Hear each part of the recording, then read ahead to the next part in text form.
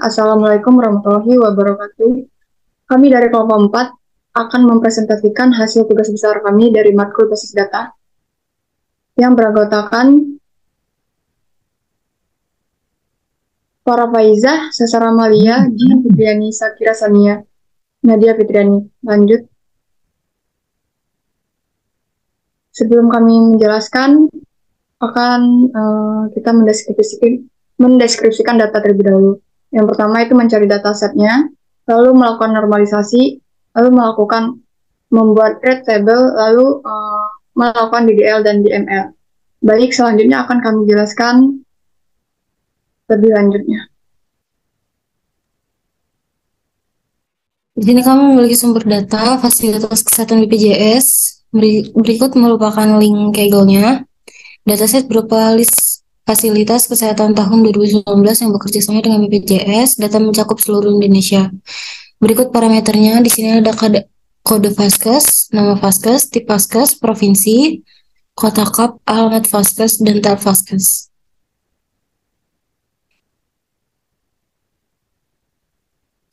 Selanjutnya, di sini kami install paket Python, install Python di MySQL, install Python SQL, install MySQL client. Lalu kita juga install paket Python import library, inisiasi atribut, koneksikan database, kemudian terakhir kita aktifasikan fungsi magic. Selanjutnya kita import pandas plus data CSV. Berikut kodenya import pandas SPD data PD read CSV. Lalu kita masukkan semester 4 basdat data Vaskes BPJS 2019.csv garis miring data Vaskes BPJS 2019.csv data.hit dalam kurung 10. Ini untuk melihat database. Load underscore x SQL itu untuk masuk ke dalam extension MySQL. Selanjutnya SQL show database itu untuk melihat seluruh isi database yang ada pada MySQL. Berikut outputnya, yaitu ada yang ada di layar. Selanjutnya ini import OS, import MySQL, import pandas. Itu untuk import library show init. Lalu ada db underscore name, tubes basdat, tubes basdat, db underscore host, localhost, db username, root, db password itu untuk inisiasi atribut. Selanjutnya untuk make the database connection, seperti kode di bawah, dan ada activate magic function, itu ada load underscore x SQL, selanjutnya ada SQL, MySQL plus PyMySQL, dalam kurung db underscore password, db underscore host, dan db underscore name. Close connection dan close.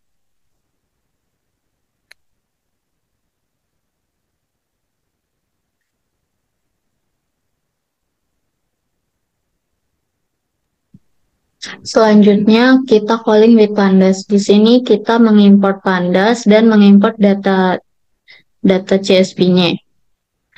Kita gunakan fungsi pdread CSV untuk membaca data dan fungsi hit untuk menampilkan datanya. Selanjutnya dilakukan normalisasi 2NF dengan membagi data menjadi dua tabel.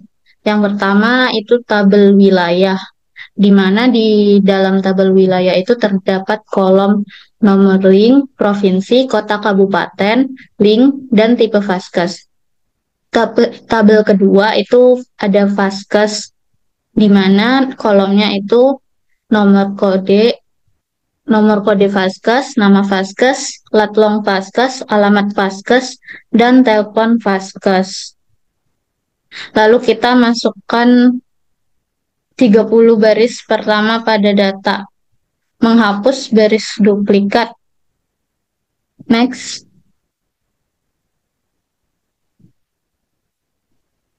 Selanjutnya itu DDL. di mana kita pertama mendrop tabel wilayah dulu, lalu menjalankan script SQL ke server MySQL untuk menjalankan perintah SQL lainnya. Kita import pandas dan import mysql.connector. Lalu membaca file yang ada di data frame tabel wilayah. Selanjutnya membuat fungsi di mana mysql.connectornya di-connect dengan database yang tadi. Hostnya localhost, usernya root, passwordnya kosong, database-nya tubes basdat. Selanjutnya, setelah dikoneksikan server MySQL-nya, dibuat dan dieksekusi objek kursornya dengan fungsi con.cursor.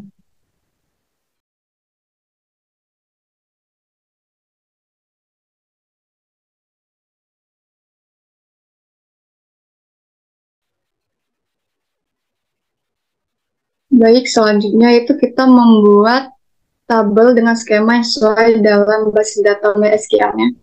Nah, dari kode baris pertama yaitu table name, teman-teman wilayah itu digunakan untuk menyimpan nama tabel yang akan dibuat. Nah, pada data kita ini, nama tabel yang digunakan itu wilayah. Lalu ada variable create underscore table query ini berisikan pernyataan SQL yang digunakan untuk membuat tabel dengan skema yang sudah sesuai. Nah, dalam kasus ini skema yang tabel terdiri dari 5 kolom, yaitu ada knowing, provinsi, kota, kabupaten, link, dan tipe paskesnya. Lalu ada dot format dalam kurung table underscore name ini. Nah, bagian ini itu adalah string format yang menggantikan tanda kurung kerawa dengan nilai dari tabel name. Itu memungkinkan kita untuk dinamis menentukan nama tabel dalam pernyataan SQL. Lalu ada terakhir itu ada cursor.execute. Itu tuh objek kursor yang digunakan untuk menjalankan pernyataan SQL dalam koneksi ke basis datanya. Jadi kode di atas kode tersebut ini itu dengan tabel nama wilayah itu dibuat dari basis data dengan skema sesuai. Terus kolom-kolomnya itu terdapat knowing dan hingga sampai tipe paskesnya. Lalu yang di bawahnya itu insert the data frame data into the table. Nah, ini itu bertujuan untuk memasukkan data dari data frame-nya ke dalam tabel yang telah dibuat sebelumnya. Yaitu kode insert query sampai format table name itu yang berisikan pernyataan SQL yang akan digunakan untuk memasukkan data ke dalam tabelnya. Nah, pernyataan ini menggunakan format placeholder. Placeholder itu yang %s itu untuk nilai yang akan diisi kemudian. Lalu ada for row in df iter tables, itu adalah loop yang akan mengiterasikan setiap baris dalam data frame-nya yang df itu untuk memasukkan ke dalam tabel. Lalu cross execute-nya itu adalah pernyataan SQL insert query dengan mengisi nilai placeholder-nya tadi dengan nilai dari row. Row itu ada tabel yang berisi nilai dari setiap kolom dalam baris data frame-nya. Langsung aja ke concatenate. Itu tuh digunakan untuk perubahan ke basis data. Dengan melakukan comment ini, perubahan yang dilakukan akan menjadi permanen. Lalu cursor close itu untuk menutup kursornya. Dan yang terakhir conclose itu untuk menutup dengan benar dan selesai, memastikan bahwa koneksi ke basis datanya itu ditutup. Lanjut.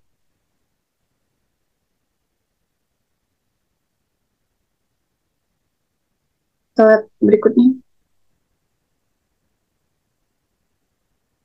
Nah, di sini kita menjalankan script SQL ke server MySQL-nya untuk menjalankan perintah SQL lainnya. Nah, di sini ada perintah pesan SQL show tables, di mana ini untuk menampilkan daftar tabelnya yang ada dalam basis data yang aktif saat ini. Dan terlihat outputnya itu ada 2 row atau 2 baris, yaitu paskes dan wilayah. Lalu berikutnya ada perintah select from wilayah. Nah, ini itu untuk mengeksekusi pernyataan SQL dan mengambil semua data dari tabel wilayah itu. Dan outputnya itu adalah ada 30 row atau 30 baris yang ada di layar tersebut. Next.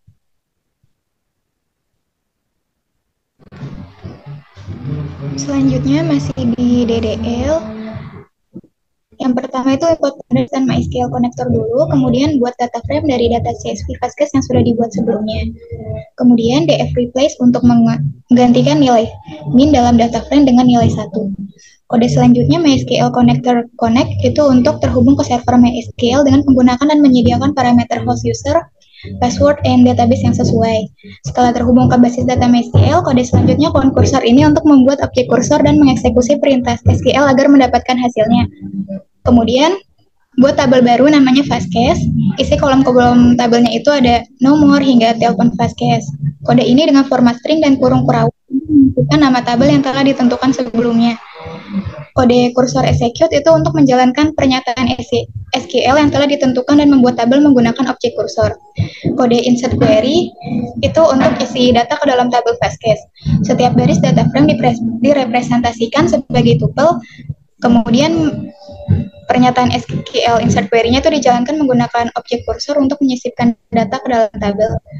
Pada kode concommit itu untuk mengaplikasikan perubahan ke basis data dengan mengkomitkan data yang telah dimasukkan ke dalam tabel. Pada kode kursor close dan conClose itu untuk menutup objek kursor dan koneksi ke basis data setelah selesai melakukan operasi. Lalu untuk menampilkan isi tabelnya dengan query select bintang from table Fastcase, hasilnya akan keluar 30 baris dari tabel Fastcase. Selanjutnya lanjut tabel ERD. Tabel ERD ini memiliki dua tabel dengan satu tabel penghubung. Pertama ada tabel wilayah. Tabel ini berisi 5 kolom informasi tentang wilayah. Setiap entry dalam tabel memiliki primary key. Di tabel wilayah ini, primary key-nya itu nomor dengan tipe data integer. Pada provinsi, menyimpan nama provinsi dari wilayah tersebut dengan tipe data varchar indeks 50. Jadi, maksimal variabel karakter pada provinsi itu sebanyak 50. Pada kotak hub, tipe data varchar 100, pada link maksimal 1000 variabel karakter, pada tipe Fastcase maksimal 50 variabel karakter. Selanjutnya ke tabel Fastcase dulu, berisi 6 informasi tentang fasilitas kesehatan. Primary key-nya itu nomor dengan tipe data integer. Pada kode Fastcase menyimpan kode unik Fastcase dengan tipe data varchar indeks 45. Pada nama Fastcase tipe data varchar indeks 100. Pada let long Fastcase dengan tipe data varchar indeks 150. Pada alamat Fastcase dengan tipe data varchar indeks 100. Dan terakhir kalau telepon Fastcase menyimpan nomor telepon Fastcase dengan maksimal 50 variabel karakter. Selanjutnya yang di tengah itu tabel wilayah memiliki Fastcase. Tabel ini berfungsi sebagai tabel penengah atau penghubung antara tabel wilayah dan Fastcase. Jadi itu ini dapat dilihat hubungan antar tabelnya, seperti pada kolom wilayah no merupakan foreign key yang mengacu pada primary key di tabel wilayah, sedangkan pada kolom Fastcase no merupakan foreign key yang mengacu pada primary key di tabel Fastcase. Jadi itu tabel ini mencerminkan hubungan bahwa satu wilayah dapat memiliki beberapa Fastcase, sementara satu Fastcase dapat dimiliki oleh satu wilayah saja. Dengan ERD ini memungkinkan untuk melacak dan menghubungkan informasi antara wilayah, Fastcase, dan keterkaitan antara keduanya dalam database. Selanjutnya akan dijelaskan oleh teman saya.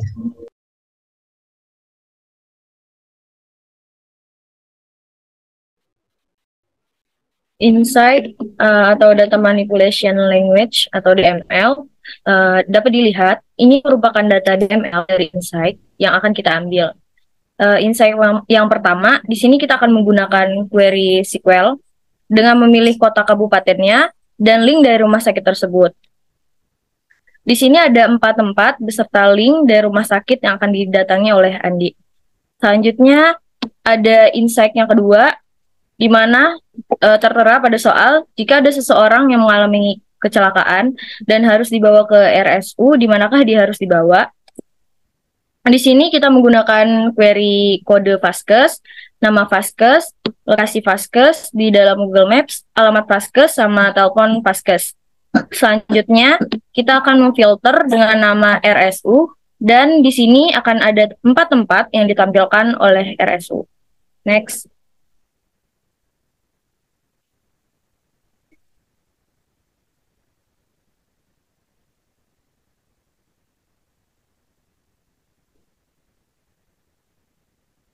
Selanjutnya ada grant access to person. Di sini ada 2 pemberian akses terhadap seseorang, di mana akses yang diberikan yaitu ada user 1 dan user 2. Yang pertama, kita akan memberikan hak akses user 1 kecuali update. Di sini membuat dahulu user 1 add localhost. Selanjutnya, kita memberikan seluruh hak akses yang sudah dibuat dan diberi nama tubes basdat. Kemudian, kita membuat hak update terhadapnya dengan metode revoke. Selanjutnya kita melihat seluruh hak akses yang diberikan dengan menggunakan show grant. Yang kedua, kita akan membuat hak akses ke user 2 kecuali create. Selanjutnya kita akan membuat terlebih dahulu user 2 add localhost dan kita akan memberikan seluruh hak akses yang sudah kita buat dan diberi nama tubes-basdat. Kemudian kita memberikan hak create terhadapnya dengan metode revoke. Selanjutnya kita akan melihat hak akses yang diberikan dengan menggunakan show grant.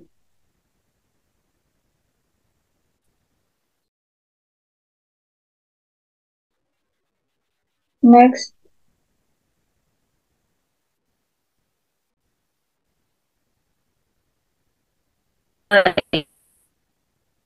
Yang terakhir ada kesimpulan.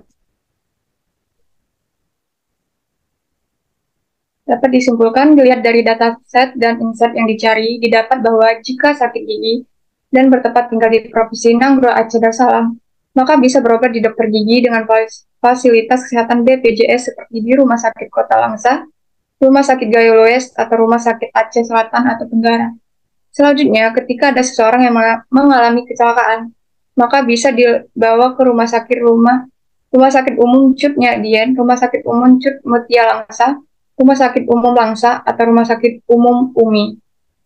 Dan begitulah presentasi kami dari kelompok 4.